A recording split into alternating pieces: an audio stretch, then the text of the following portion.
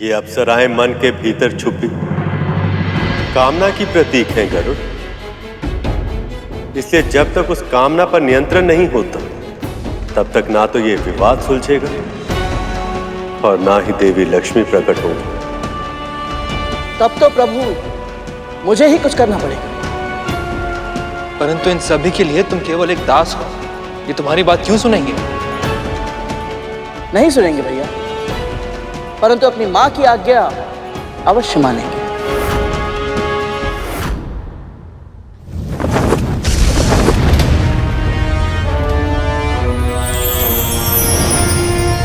राधा, विवाह तो केवल मेरा होगा। राहु, मेरी माँ उचित ही कहती है।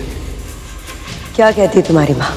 यही कि अंत समय वनप्रास में बिताना ही श्रेष्ठ होता है।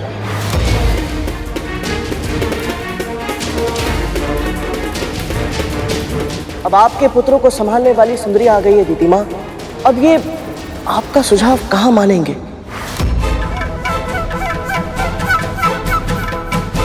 इसीलिए उचित यही होगा कि आप वन में या पिताजी के आश्रम में जाकर तपस्या करें।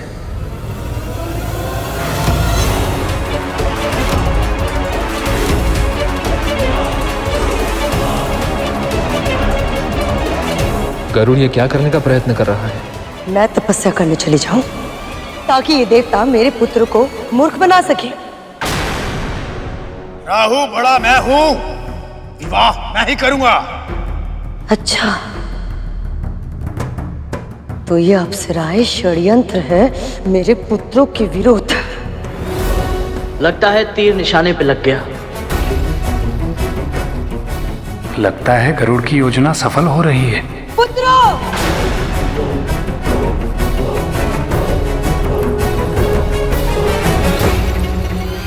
कोई भी इन अप्सराओं के निकट नहीं जाएगा। देवता को लेने दो इन्हें, यह आदेश है मेरा।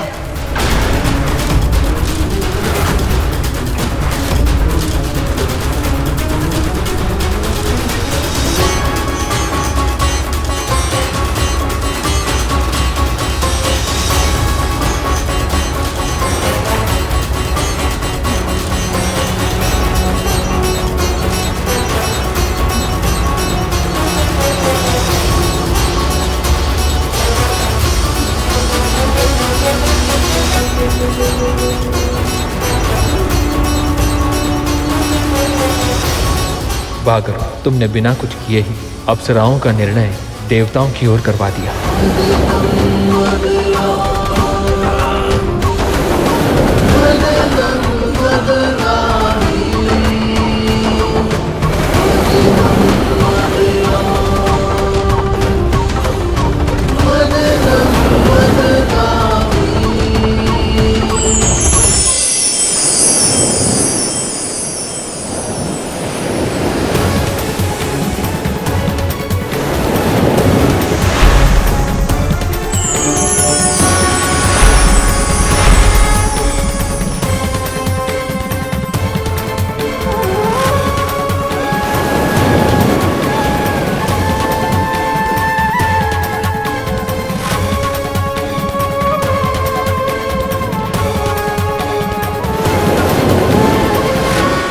ये अद्भुत प्रकाश, ये मंद मंद चलने वाली पवन और प्रकृति में ये सुंदर बदलाव, ये सब कुछ कैसे हो रहा है?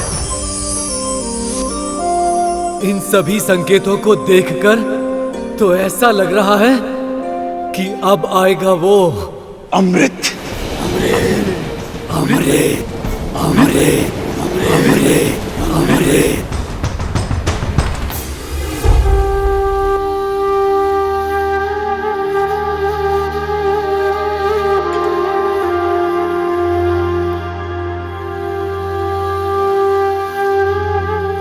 भोर में मिलने आना विंता, कल कुछ ऐसा होगा जिसकी तूने कल्पना तक नहीं की होगी। बाबा ने मुझसे ऐसा क्यों कहा? और आज मेरा मन इतना अशांत क्यों है? ऐसा क्यों लग रहा है जैसे कुछ बहुत बड़ा होने वाला है? हे प्रभु, हे नारायण, मेरे साथ रहिएगा।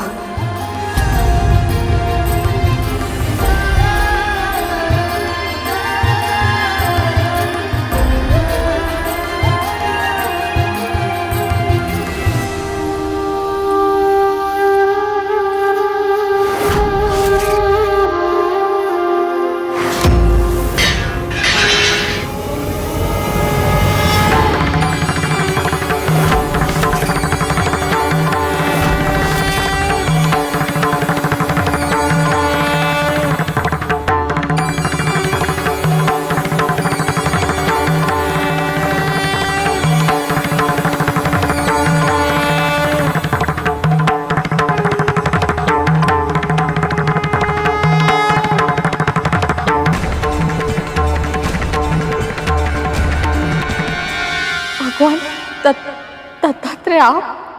कल्याण, तुम मुझे एक साधारण, असहाय, दीनहीन, बूढ़ा रोगी समझकर अपने घर लाई थी,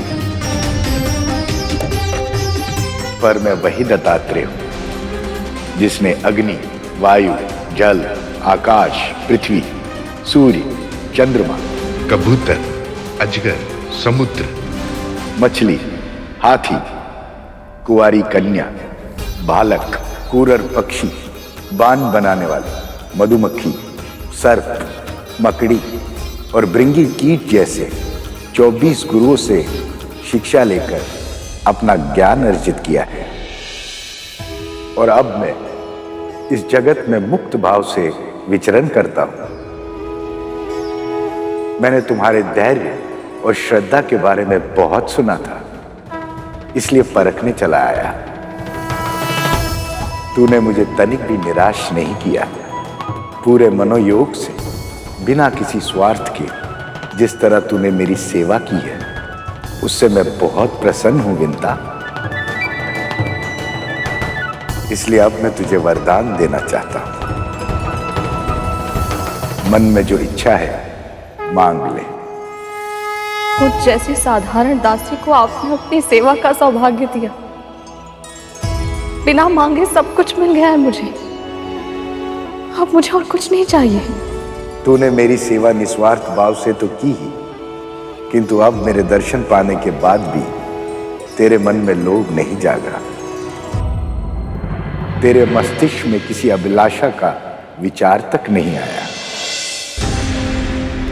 और इसलिए अब मैं तेरी झोली में वो सब डालूंगा, पूरी तरह सुपात्र होने के पश्चात भी, जिसके लिए तू वर्षों तक तरसी है। दासत्व का जो दंश तुझे दिन प्रतिदिन दसता है, अब तुझे उस दासत्व से मुक्ति मिल जाएगी।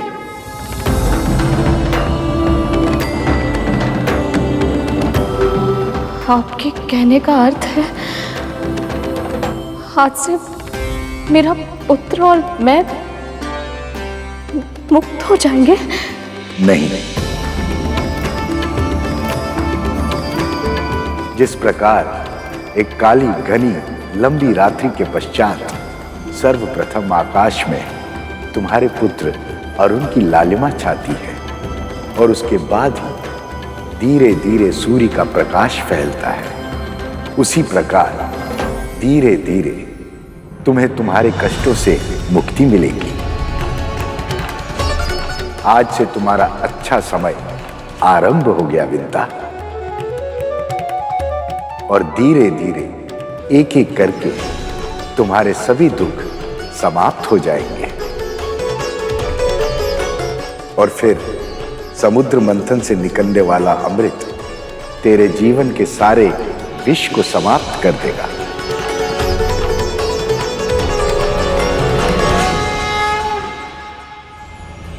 कल्याण।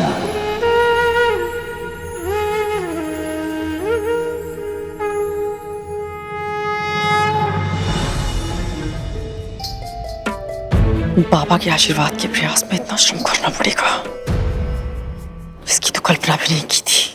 दीदी, दीदी, दीदी, धीरे बोल। पहले से मेरा मस्तिष्क फटा जा रहा है। क्या हुआ है? क्यों आई है तू यहाँ? दीदी वो बाबा, वो कोई साधारण बाबा नहीं है, वो भगवान दत्तात्रेय है दीदी।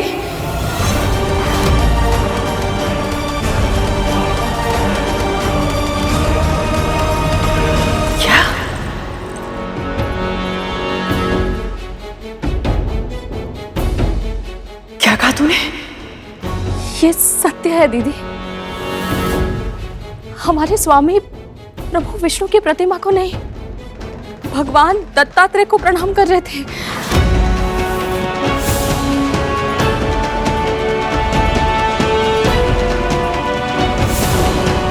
अभी अभी उन्होंने मुझे साक्षात दर्शन दिए दीदी। संभव नहीं है, ये संभव नहीं है।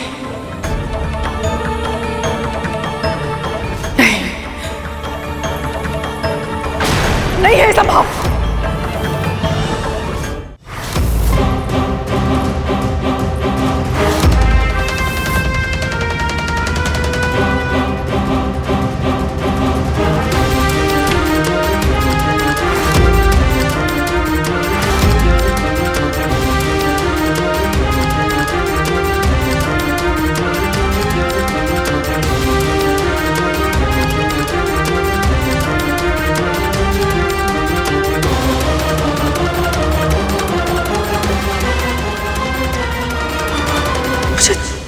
दर्शन भी नहीं दिया भगवान ने।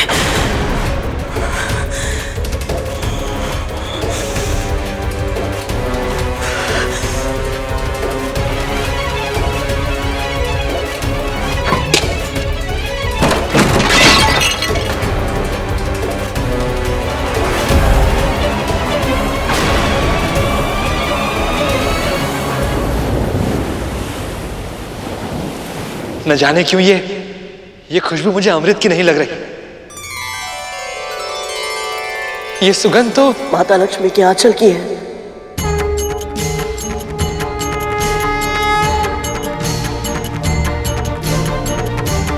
सही पहचाना गरुड़।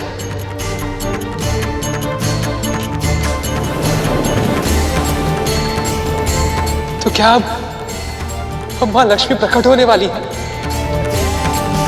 मन तो मेरा भी यही कह रहा है भैया, परंतु सटीक अनुमान लगाना भी तो संभव नहीं है। प्रभु आपको क्या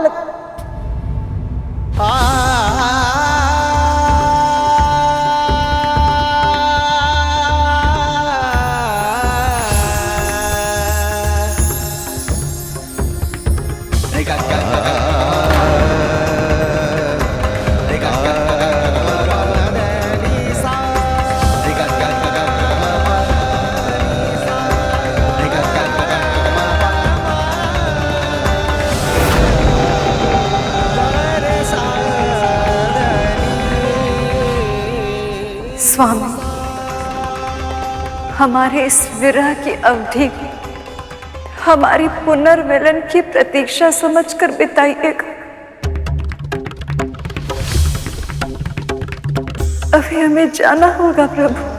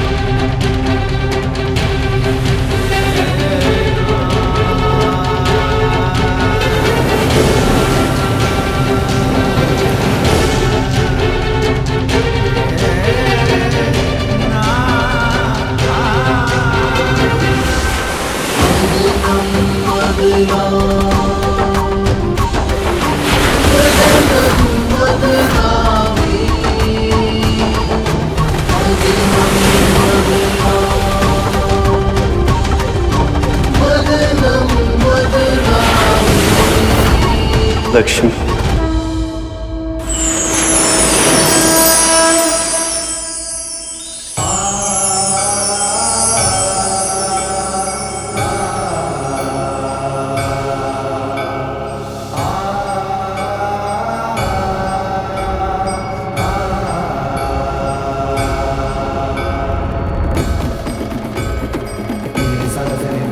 8 दल वाला कमल, इस पर तो माता लक्ष्मी विराजती है ना? हाँ गरुड़, और देखो उस कमल के आगे 2 हाथी भी चल रहे हैं। वो देखिए ऊपर आकाश में।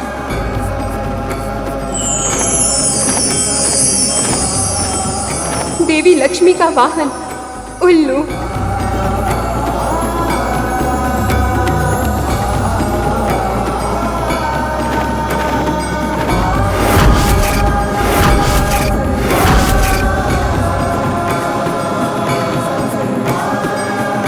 मां के आगमन के सभी संकेत स्पष्ट हो चुके हैं प्रभु। आपकी प्रतीक्षा समाप्त हुई। अपनी आंखें खोलिए प्रभु, मां का साक्षात्कार कीजिए। ये संभव नहीं है शेष।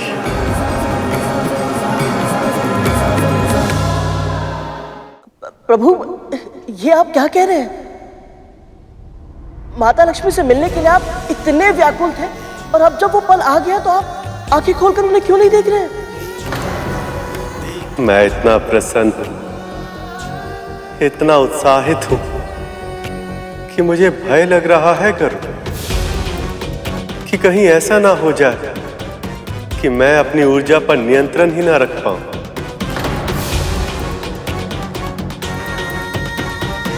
सैकड़ों बार इस पुनर्मिलन के क्षण की कल्पना की है मैंने, किंतु मैं भी नहीं जानता कि जब हम दोनों एक दूसरे के सामने आएंगे तो क्या प्रतिक्रिया होगी, कैसे देखेंगी वो मुझे, किस नाम से पुकारेंगी।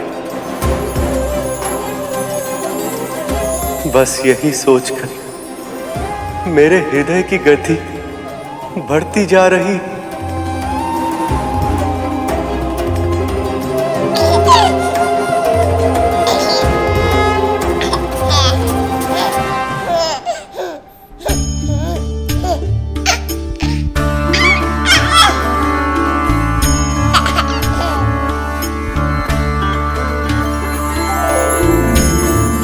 लक्ष्मी,